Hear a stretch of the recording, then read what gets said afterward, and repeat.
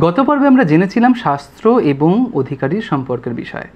প্রশ্ন ছিল অধিকারী আসলে কে। ভারতীয় শাস্ত্র রচনার যে ফ্রেমওয়ার্ক তাকে আমরা অনুবন্ধ চতুষ্টয় বলে জানি।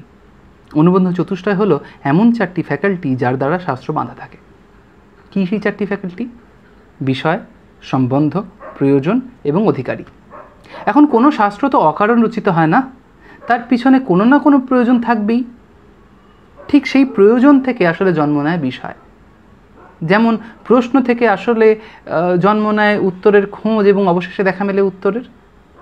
অধিকারী হলো সেই যার মনে সেই বিষয় সম্বন্ধে কৌতূহল জন্মেছে। তাহলে যে কোনো বিষয় সম্বন্ধে কৌতূহলই কি তাকে সেই বিষয়ের অধিকারী করে তোলে? ততটা সহজ নয়। যেমন তর্ক সংগ্রহের অধিকারী সে যার ব্যাকরণ এবং কাব্যপাঠ সম্পূর্ণ হয়েছে, যেমন যোগ ছাড়া বেদান্ত অমূলক। অর্থাৎ সবাই অধিকারী নয়, কেউ কেউ অধিকারী। নির্দিষ্ট শাস্ত্রের অধিকারীও নির্দিষ্ট। তাহলে পারফর্মিং আর্টসের শাস্ত্র কোনটি? ভরতমুনি বিরচিত নাট্যশাস্ত্র। নাট্যশাস্ত্রের বিষয় কেবল নাট্য না, সম্পূর্ণ পারফর্মিং আর্টস এবং তার দর্শন। এর অধিকারীকে অবশ্যই শিল্পী, পারফর্মিং আর্টিস্ট এবং দর্শক, এবং অবশ্যই সেই পারফর্মিং আর্টসের নির্দেশক এবং কবি যিনি রচনা করছেন।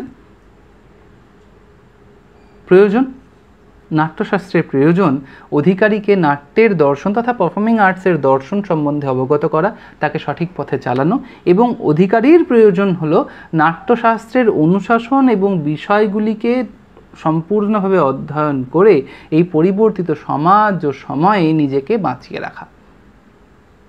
তাহলে পড়ে রইল সম্বন্ধ।